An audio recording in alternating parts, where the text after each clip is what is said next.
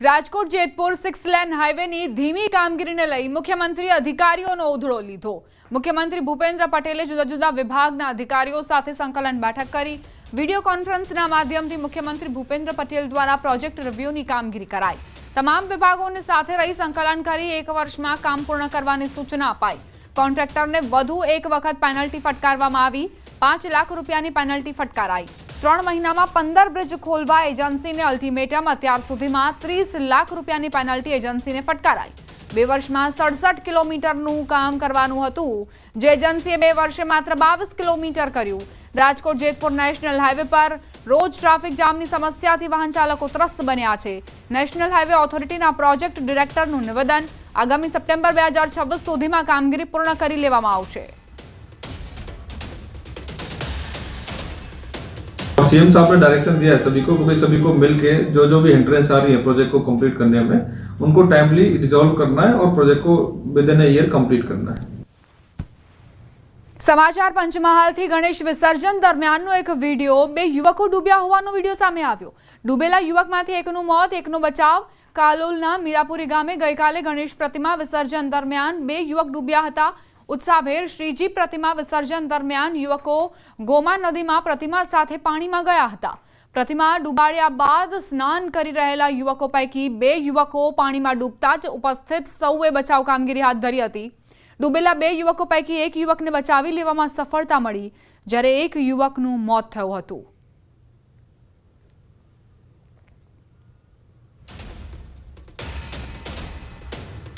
तो गणेश विसर्जन समय कई रीते 2 युवको डूब्या तेनो वीडियो पण सामे आव्यो छे। जो के त्यां हाजर लोकोए 1 युवकने तात्कालिक बचावी लीधो, परंतु बीजो युवक जे मौतने भेट्यो छे।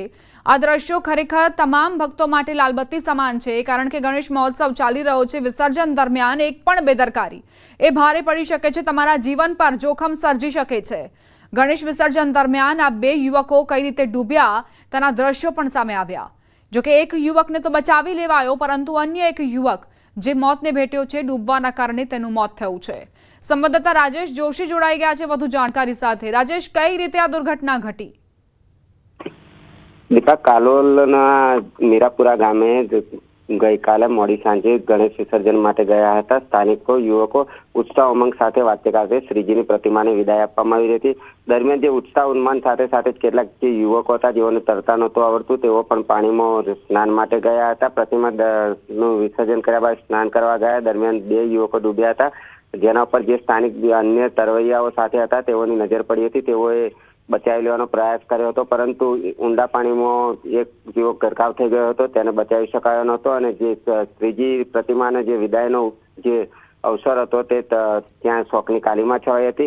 આ પ્રકારે હાલ પણ જે ગણેશ વિસર્જન ચાલી રહ્યું છે, જેમાં ઘણી પણ બધી જગ્યાઓ પર જોવા મળી રહ્યું છે કે યુવાનો ઉત્સાહ ઉન્માદમાં તરતા ના આવડતું હોય તો પણ જાય છે, જેથી સાવચેતી રાખવી પણ અત્યારે ખૂબ જ જરૂરી જોવાઈ રહી છે। જી આભાર રાजेश, જાણકારી આપવા માટે।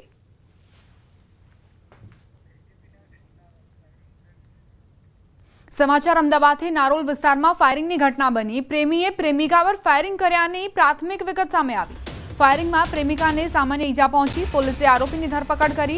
नारोल पोलीसे समग्र घटनाने लई વધુ તપાસ શરૂ કરી છે।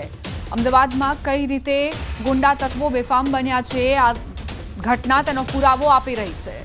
એક વિસ્તાર नारोल विस्तार ज्यां फायरिंगनी घटना बनी। प्रेमीए प्रेमिका पर फायरिंग करी तेवी प्राथमिक विगत प्राप्त थई छे। आ प्रेमीने कायदो व्यवस्थानो कोई ज डर न हतो, तेणे पोतानी प्रेमिका पर फायरिंग करी लीधुं। जो कि पोलीसे आरोपीनी धरपकड़ करी लीधी छे। नारोल पोलीसे समग्र घटनाने लईने आगळनी तपास हाथ धरी छे कि आखरे आ प्रेमी केम विफर्यो हतो अने तेणे केम फायरिंग कर्युं, प्रेमिकाने ज केम शिकार बनावी।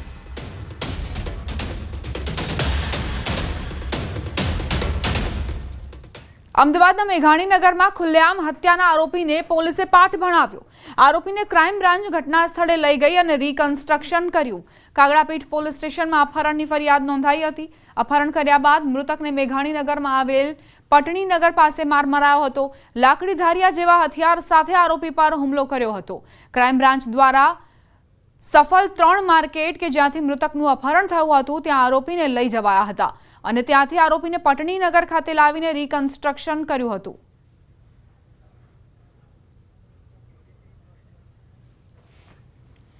સમાચાર અમદાવાદથી અસામાજિક તત્વો ફરી બેફામ બન્યા છે। ગીતા મંદિર બસ સ્ટેશન પર તોડફોડ કરી એસટી પોલીસ ચોકીમાં યુવકે તોડફોડ કરી બસ સ્ટેશનમાં આતંક મચાવ્યો। કાગડાપીઠ પોલીસે તપાસ આરંભી છે।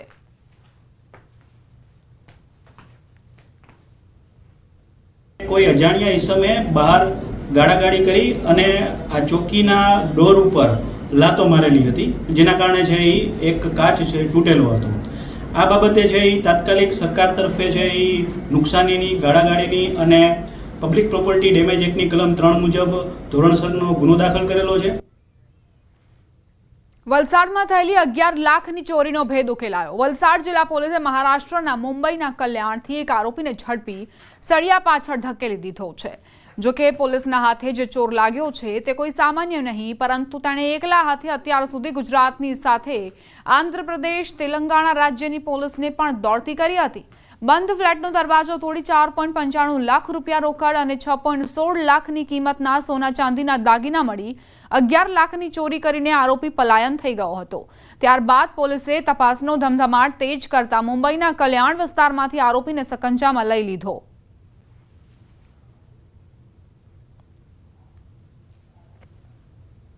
ये दरमियान अलग अलग टीमों महाराष्ट्र खाते तपासમાં ગયેલી હતી અને એમાં આ જે વ્યક્તિ છે એનું નામ સચિન સન ઓફ સુરેશ ગોપાલ મોરે ઉંમર 47 નો છે એવું જાણવા મળેલું હતું। આ વ્યક્તિ અલગ અલગ જગ્યાએ જતો હતો અને હ્યુમન રિસોર્સથી એની ખબર કાઢતા તે અલગ અલગ જગ્યાએ મુસાફરી કરતો હોવાનું જાણવા મળેલું હતું। જે દરમિયાન ડોંબિવલી ઈસ્ટ કલ્યાણ મુંબઈ ખાતેથી આ વ્યક્તિ આવેલો છે અને ત્યાં પોલીસ સ્ટેશન જે લાગે છે એ કોલસાવાડી પોલીસ સ્ટેશન છે। કોલસાવાડી પોલીસ સ્ટેશનની હદમાં આ વ્યક્તિ આવેલો હતો, જ્યાંથી પોલીસે તેની ધરપકડ કરેલી હતી। કામરેજની ગ્રામ સભામાં હંગામો થયો। સભાની કોઈને જાણ ન કરી હોવાનો સ્થાનિકોનો આક્ષેપ। લોકોએ ખાડીપુરની રજૂઆત કરી, રખડતા ઢોર, પાણી સહિતની મુશ્કેલીઓની રજૂઆત। સરપંચ અને ડેપ્યુટી સરપંચ સભા છોડીને જતા રહ્યા। સ્થાનિકો દ્વારા ફરી ગ્રામ સભા કરવા અને દરેક વિભાગના અધિકારીઓની હાજરી માંગ કરવામાં આવી છે।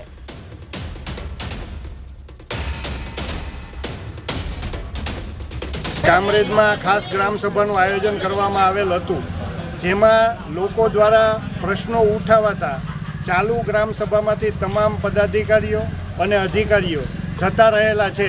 અમે અહીંયા આવ્યા ત્યારે અમને ખબર પડી કે અહીંયા ગ્રામ પંચાયત સભા છે। અમને ખબર જ નથી પડતી કે અહીંયા ક્યારે ગ્રામ સભા યોજાય છે, બરોબર।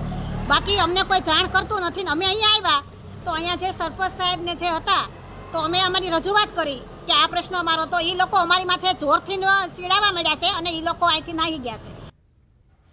આણંદથી સમાચાર। આંકલાવમાં બાળકીનો મૃતદેહ મળ્યો। અભ્યાત બાળકીનો મૃતદેહ હોવાની આશંકા। સિંધ રોડ પાસેના નિઝામપુરાથી એક મૃતદેહ મળી આવ્યો। આંકલાવમાં બાળકીનું અપહરણ અને હત્યાની ક્રૂર ઘટના બની હતી। દીકરીના કાકાના મિત્રએ જ અપહરણ કર્યું। હત્યાનો ભોગ બનનાર સગીર દીકરીના મૃતદેહના વિડીયો અને ફોટો આંકલાવમાં વાયરલ થયા। પ્રાપ્ત માહિતી અનુસાર આ મૃતદેહ નવાખલની 3 દિવસ પહેલા ગુમ થયેલી બાળકીનો હોવાની શક્યતાઓ છે। ન્યૂઝ 18 ગુજરાતી આ વિડીયોની પુષ્ટિ નથી કરતું।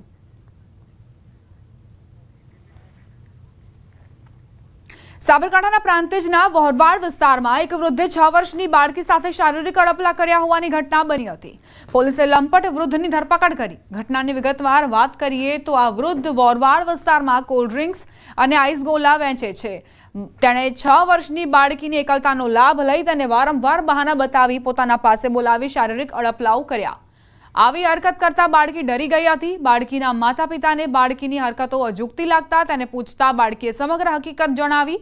તે જે સ્થળ પર રમતી હતી ત્યાં બાળકીને લઈ જઈ તેના માતા પિતાએ ઓળખ કરાવતા બાળકીએ વૃદ્ધ અબ્દુલ રહીમને ઓળખી બતાવ્યો।